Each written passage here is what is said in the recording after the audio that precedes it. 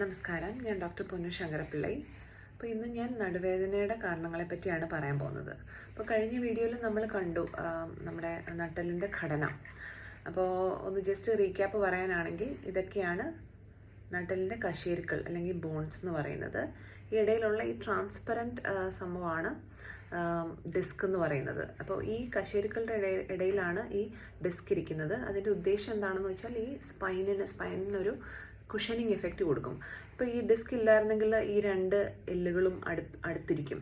അപ്പോൾ അത് തമ്മിൽ ഒരയാം, പിന്നെ നമുക്കൊരു ഫ്ലെക്സിബിലിറ്റി കിട്ടത്തില്ല. അപ്പോൾ ഈ ഡിസ്ക് ഉണ്ടായതുകൊണ്ടാണ് നമുക്ക് നല്ല ഫ്ലെക്സിബിലിറ്റി ഉള്ളത്. അതുപോലെ തന്നെ ലിഗമെൻസും ഉണ്ട്. പിന്നെ ഇതാണ് ഞരമ്പുകൾ, ഈ യെല്ലോ കളറിലെ സ്ട്രക്ചേഴ്സ്. അപ്പോൾ ഞാൻ ഇന്നലെ പറഞ്ഞായിരുന്നല്ലോ, സുഷുമ്ന നാഡി ഇതിൻ്റെ ബാക്കിലാണ് ഇരിക്കുന്നത്, ഉള്ളിലായിട്ട്. നമുക്ക് ഇതിൽ കാണത്തില്ല, ഉള്ളിലുണ്ട്. അപ്പോൾ സുഷുമ്ന നാഡിയിൽ നിന്ന് ഇറങ്ങി വരുന്ന, ബ്രാഞ്ച് ഔട്ട് ചെയ്ത് ഇറങ്ങി വരുന്നതാണ് ഈ നെർവ് റൂട്ട്സ് എന്ന് പറയുന്നത്. അപ്പോൾ ഇത് കഴുത്തിലെ നെർവ് റൂട്ട്സ് ആണ്. അപ്പം ഇതൊക്കെ നമ്മുടെ കൈയുടെ കൺട്രോളുകളാണ്, കൈയിൻ്റെ ചലനങ്ങളൊക്കെയാണ് കൺട്രോൾ ചെയ്യുന്നത്, അല്ലെങ്കിൽ സെൻസേഷനെ. താഴെയുള്ള ഞരമ്പുകൾ നമ്മുടെ കാലിൻ്റെ സെൻസേഷനെയും കാലിൻ്റെ ചലനത്തെയും, അതുപോലെ തന്നെ ബ്ലാഡർ ബവൽ കൺട്രോൾ, അതായത് നമ്മുടെ മലമൂത്ര വിസർജ്യത്തിനെ കൺട്രോൾ ചെയ്യുന്ന ഞരമ്പുകളാണ് താഴെ ഇരിക്കുന്നത്, പിന്നെ കാലിൻ്റെ. അപ്പോൾ നമുക്ക് എന്താണ് നടുവേദനയുടെ കാരണങ്ങൾ? അപ്പം വളരെ കോമൺ ആയിട്ടുള്ളൊരു കംപ്ലയിൻ്റ് ആണ് നടുവേദന. ഊപ്പിയിൽ വരുന്ന മെജോറിറ്റി ആൾക്കാർക്കും നടുവേദനയാണ്.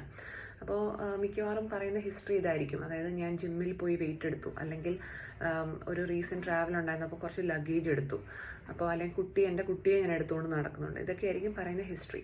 അപ്പോൾ 5 കിലോയിൽ കൂടുതൽ വെയിറ്റ് എടുക്കുന്നത് പോലും നമ്മുടെ സ്പൈന് സിഗ്നിഫിക്കൻ്റ് ആണ്.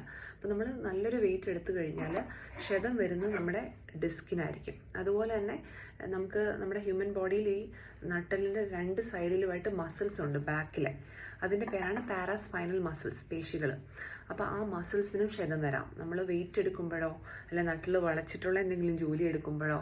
അപ്പോൾ ഈ ഡിസ്കിന് പ്രശ്നം വരാം, അതുപോലെ മസിൽസിനും പ്രശ്നം വരാം. പിന്നെ ഈ പറഞ്ഞ പോലെ ജോയിൻസിനും, 2 കശേരുക്കൾക്ക് തമ്മിൽ ഇടയിലുള്ള ജോയിൻസിനും നീർക്കെട്ട് വരാം. അപ്പോൾ ഈ ഡിസ്കിന് കീറൽ വരാം. അപ്പോൾ ഡിസ്കിന് കീറൽ വന്നാലോ, പേശികൾക്ക് പാരാസ്പൈനൽ മസിൽസിന് ക്ഷതം വന്നാലോ നമുക്ക് സിവിയർ വേദന വരും. അപ്പോൾ ആ സിവിയർ വേദന ഒരു ഫ്യൂ ഡേയ്സ് ഉണ്ടാവും, അതിന് മരുന്ന് കഴിക്കേണ്ടി വരും.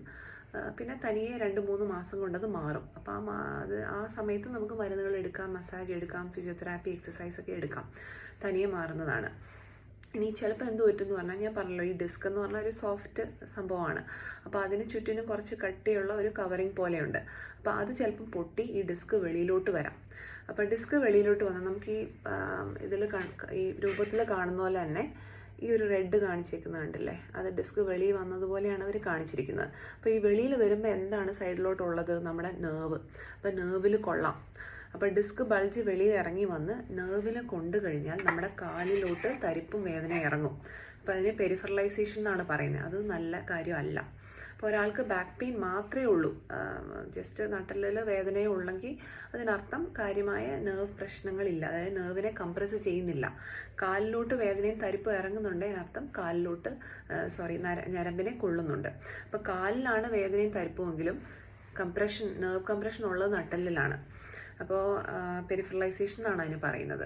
അപ്പോൾ ചിലപ്പോൾ എന്ത് പറ്റുമെന്ന് പറഞ്ഞാൽ, ഈ ഡിസ്ക് ബാക്കിലോട്ട് ഇറങ്ങി സുഷുമ്ന നാഡി അവിടെയാണ് ഇരിക്കുന്നത്, അതിനെ കൊള്ളാം. അപ്പോൾ കാലിന് ബലക്ഷയം വരാം. അപ്പോൾ ഇങ്ങനെയുള്ള കാര്യങ്ങൾ എന്ന് പറഞ്ഞാൽ സർജറി ചെയ്യണം. അപ്പോൾ സുഷുമ്ന നാഡി കൊള്ളുന്നുണ്ട്, അതിനെ മൈലോപ്പതി എന്നാണ് പറയുന്നത്. അത് തീർച്ചയായിട്ടും സർജറി ചെയ്യേണ്ട ഒരു സിറ്റുവേഷനാണ്. പിന്നെ ഞാൻ പറഞ്ഞല്ലോ, നമ്മുടെ മലമൂത്ര വിസർജനത്തിന് ഹെൽപ്പ് ചെയ്യുന്ന ഞരമ്പുകൾ കൊള്ളാമെന്ന്. അപ്പോൾ അങ്ങനെ അതിനെന്തെങ്കിലും പ്രശ്നം ഉണ്ടെങ്കിൽ തീർച്ചയായിട്ടും നമ്മൾ സർജറി ചെയ്യേണ്ടി വരും. സർജിക്കൽ എമർജൻസിയാണ്. കാരണം നമ്മൾ പെട്ടെന്ന് സർജറി ചെയ്തില്ലെങ്കിൽ പെർമനൻ്റ്ലി നമുക്ക് ബ്ലാഡർ ബവൽ കൺട്രോൾ പോവും. അപ്പോൾ അതൊരു എമർജൻസിയാണ്.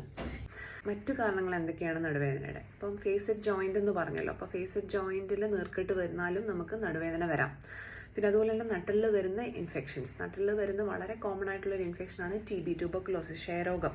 അപ്പോൾ ക്ഷയരോഗം ഉള്ളവർക്ക് നട്ടലിൽ ഇത് പടർന്നു കഴിഞ്ഞാൽ നമുക്ക് തീർച്ചയായിട്ടും വളരെ സിവിയർ ആയിട്ടുള്ള, അത് നൈറ്റിലായിരിക്കും സിവിയർ ആയിട്ടുള്ള ബാക്ക് പെയിൻ. അതുപോലെ തന്നെ വെയിറ്റ് ലോസ് ഉണ്ടാവാം, വിട്ടുമാറാത്ത പനി, ചുമ, അങ്ങനെയുള്ള കാര്യങ്ങളൊക്കെ ഉണ്ടാവാം. അപ്പം ഒരാൾക്ക് വെയിറ്റ് ലോസും ഫീവറും നടുവേദനയൊക്കെ ഉണ്ടെങ്കിൽ തീർച്ചയായിട്ടും നമ്മൾ MRI എടുത്ത്, അല്ലെങ്കിൽ TBയുടെ എന്തെങ്കിലും ലക്ഷണങ്ങളുണ്ടോ എന്നുള്ളത് നോക്കേണ്ടി വരും. അതുപോലെ തന്നെ നട്ടലിലോട്ട് പകരുന്ന ക്യാൻസേഴ്സ്, മിക്ക ക്യാൻസറുകളും നട്ടലിലോട്ട് പടരാം. അതിലേറ്റവും കോമൺ ആയിട്ടുള്ള പ്രോസ്റ്റേറ്റ് ഗ്രന്ഥിയുടെയും ബ്രസ്റ്റിൻ്റെയും ക്യാൻസറാണ്. അപ്പോൾ അതും വിട്ടുമാറാത്ത നടുവേദന, എസ്പെഷ്യലി നൈറ്റിലുള്ള വേദനയായിട്ടാണ് അത് കാണുക.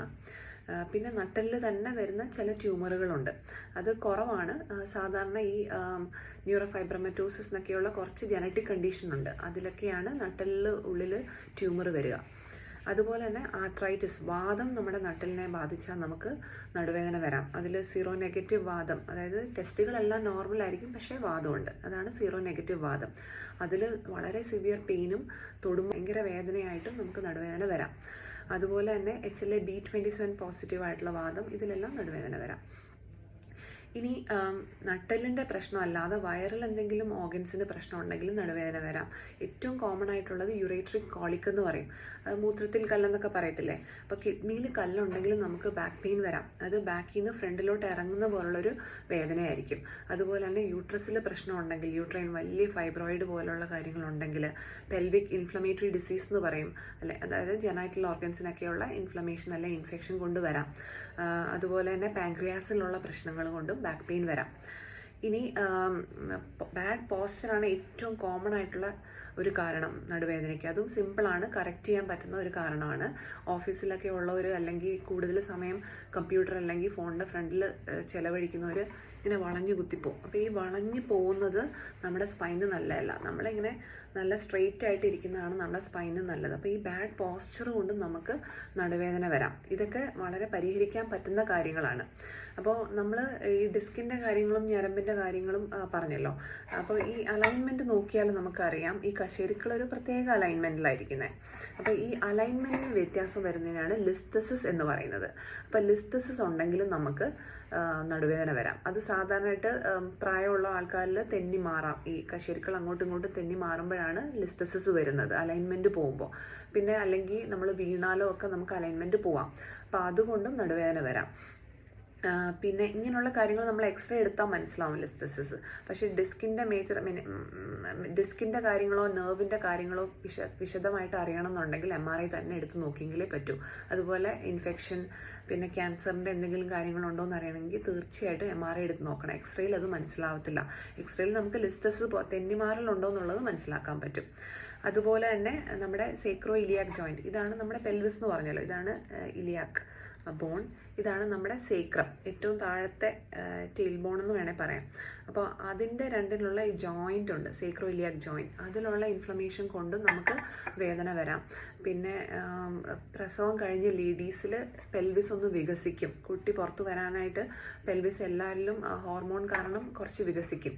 അപ്പോൾ അത് കാരണം ഈ സേക്രോ ഇലിയാക് ജോയിൻറ്റിന് ഒരു റിലാക്സേഷൻ വന്നിട്ടും നമുക്ക് വേദന വരാം. അത് പ്രസവം കഴിഞ്ഞ് ലേഡീസ് ചിലപ്പം നടുവേദന അല്ലെങ്കിൽ ലോ ബാക്ക് പെയിൻ വരുന്നത് ഇതുകൊണ്ടായിരിക്കാം.